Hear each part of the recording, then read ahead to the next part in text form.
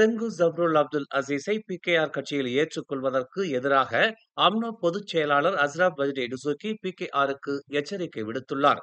தெங்கு ஜப்ருலின் ராஜினாமா கடிதத்தை அம்னோ இன்னும் பெறவில்லை என்றும், பிகேஆரில் சேரும் அவரது நோக்கத்தை கட்சி தீவிரமாக கருதுவதாகவும் அஸ்ராப் கூறினார்.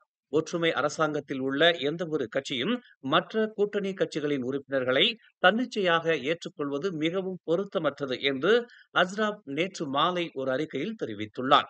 ஒற்றுமை அரசாங்கத்தில் உள்ள கட்சிகளிடையே ஒற்றுமையின்மையை ஏற்படுத்துவதை தடுப்பதற்காக இது செய்யப்படுகிறது என்று சுட்டிக்காட்டிய அவர், இது அடிமட்ட உறுப்பினர்கள் இடையே தொடர்ச்சியான தப்பெண்ணத்தையும் சந்தேகத்தையும் ஏற்படுத்தும் என்றும் அவர் கூறினார். நேற்று மாலை தெங்கு ஜப்ருல் அம்னோ உறுப்பினர் பதவியை ராஜினாமா செய்துவிட்டதாகவும், பிகேஆரில் சேர விண்ணப்பிப்பதாகவும் அறிவித்திருந்தார். அவர் முன்பு அம்னோ உச்சமன்ற உறுப்பினராகவும் கோத்தா ராஜா அம்னோ பிரிவின் தலைவராகவும் இருந்தார் என்பது குறிப்பிடத்தக்கது. தெங்கு ஜப்ருலின் விலகல் அம்னோவிற்கு சிறந்த செய்தி என்று அம்னோ இளைஞர் பிரிவு தலைவர் டாக்டர் அக்மல் சலே தெரிவித்துள்ளார். மேலும் அம்னோ உடனான நட்பில் பிகேஆரின் விசுவாசத்தை நிரூபிக்க அவரை உறுப்பினராக ஏற்றுக்கொள்ளுமாறு பிகேஆருக்கு கேலியாக அவர் சவால் விடுத்தார். முதலீடு, வர்த்தகம் மற்றும் அமைச்சர் பதவியில் இருந்தும் தெங்கு ஜப்ருல் ராஜினாமா செய்ய வேண்டும் என்றும் அக்மல் சலே கேட்டுக் கொண்டார். இம்மாதம் 10ஆம் தேதி தொடங்கிய தென்மேற்கு பருவமழையினால் நிலவி வரும் வெப்பமான வானிலை வரும் செப்டம்பர் மாதம் வரையில் நீடிக்கும் என்று மலேசிய வானிலை ஆய்வு மையமான மெட் மலேசியா தெரிவித்துள்ளது. இக்காலகட்டத்தில் ஈரப்பதம் கொண்ட குறைந்த காற்று மற்றும் நிலையான வளிமண்டல நிலைமைகள் காரணமாக நாட்டில் வானிலை பொதுவாக வறண்டதாக இருக்கும் என்று மெட் மலேசியாவின் தலைமை இயக்குனர் டாக்டர் முகமது ஹிஷாம் முகமது அனீப் தெரிவித்துள்ளார். இது இயற்கையாகவே வறண்ட வானிலை, குறைவான மேகமூட்டம் மற்றும் குறைந்த மழை பொழிவை கொண்டு வருகிறது. இச்சூழ்நிலை பூமியின் மேற்பரப்பில் அதிக சூரிய ஒளியை அடையச் செய்கிறது. இதனால் தினசரி வெப்பநிலை அதிகரிக்கிறது. எனவே நாட்டில் இதர காலகட்டங்களை காட்டிலும் இத்தகைய சூழ்நிலையில் குறைவான மழை பொழிவு இருக்கும், அதிக நாட்கள் மழை பெய்யாமலும் இருக்கும் என்று அவர் கூறினார். இதற்கிடையில் பொதுமக்கள் அதிக தண்ணீர் குடிக்க வேண்டும் என்றும், வெளிப்புற செயல்பாடுகளை குறைத்துக் கொள்ள வேண்டும் என்றும் அவர் அறிவுறுத்தினார். திறந்த வெளியில் தீ வைக்கும் செயல்கள் தவிர்க்கப்பட வேண்டிய அவசியத்தை வலியுறுத்திய அவர், இத்தகைய காலகட்டத்தில் அவ்வாறு செய்தால் புகைமூட்டம் பரவும் என்பதுடன் சுற்றுச்சூழலுக்கு பாதிப்பை ஏற்படுத்தும் என்றும் டாக்டர் ஹிஷாம் எச்சரித்தார்.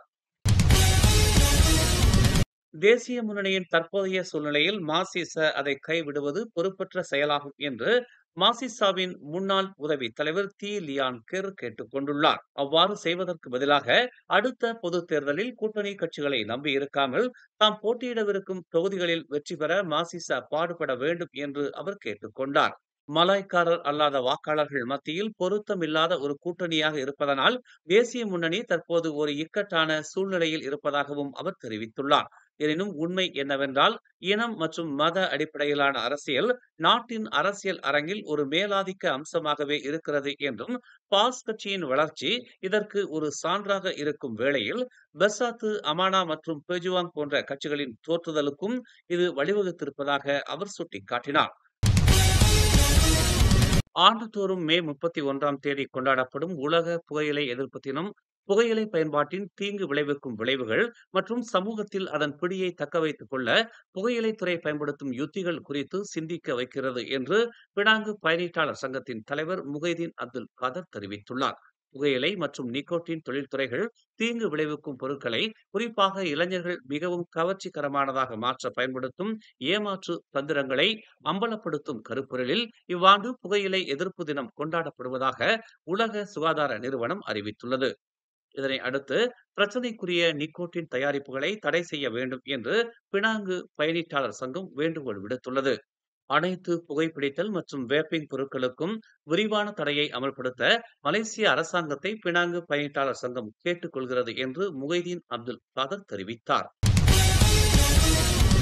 சட்டவிரோத அந்நிய குடியேறிகளை குறிவைத்து ஸ்லாயாங் உத்தாராவில் உள்ள 225 வீடுகள் மற்றும் வணிக பிரிவுகளில் நேற்று முன்தினம் இரவு அதிகாரிகள் சோதனை மேற்கொண்டனர். இரவு 10:45 மணிக்கு தொடங்கி நேற்று காலை 6 மணிக்கு நிறைவுற்ற ஒருங்கிணைந்த நடவடிக்கையின் போது 1435 பேர் பரிசோதிக்கப்பட்டதாக புக்கிட்டமானின் உள்நாட்டு பாதுகாப்பு மற்றும் பொது ஒழுங்குத்துறையின் பொது செயல்பாட்டு படையின் துணை இயக்குனர் டத்தோ முகமது சுஸ்ரீன் முகமது ரோடி தெரிவித்தார். அதிகபட்சமாக 1222 பேர் மியான்மர் நாட்டினர் என்றும் அதில் 160 குழந்தைகளும் அடங்குவர் என்றும் அவர் கூறினார்.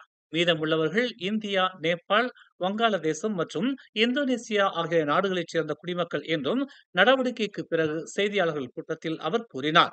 அவர்களில் பெரும்பாலோர் ஸ்லாயங் மொத்த விற்பனை சந்தை மற்றும் அருகில் உள்ள வணிகங்களில் பணியாற்றும் தொழிலாளர்கள் என்று முகமது சூஸ்ரி கூறினார். நீண்ட காலம் தங்கியிருத்தல், செல்லுபடியாகும் பயண ஆவணங்கள் இல்லாதது, மின்சார மீட்டர்களை சேதப்படுத்துதல், சட்டவிரோத நீர் இணைப்புகள் மற்றும் உரிமங்கள் இல்லாமல் வணிகங்களை நடத்துதல் போன்ற குற்றங்கள் கண்டறியப்பட்டதாக அவர் கூறினார். சோதனை செய்யப்பட்ட தங்கும் இடங்கள் சட்டவிரோதமாக மாற்றி அமைக்கப்பட்டு ஏராளமான குடியிருப்பாளர்கள் தங்க வைக்கப்பட்டுள்ளனர். இப்பகுதியில் அதிக எண்ணிக்கையிலான சட்டவிரோத குடியேறிகள் இருப்பதாக கிடைத்த தகவலை அடுத்து தொடர்ந்து சோதனைகள் மேற்கொள்ளப்பட்டதாக அவர் கூறினார். மேலும் செய்திகளை தெரிந்து கொள்ள தமிழ் மலர் நாளிதழை பாருங்கள். உடனுக்குடன் செய்திகளை தெரிந்து கொள்ள தமிழ் மலர் இணையதளம், தமிழ் மலர் செயலி மற்றும் மலர் டிவி யூடியூப் சேனலை வலம் வாருங்கள். எங்களோடு இணைந்திருக்க மலர் டிவியை பதிவு செய்து கொள்ளுங்கள். உறவுகள் மகிழ்ந்திட விருப்பம் மற்றும் பகிர்வு சேவையை சொடுக்கிடுங்கள்.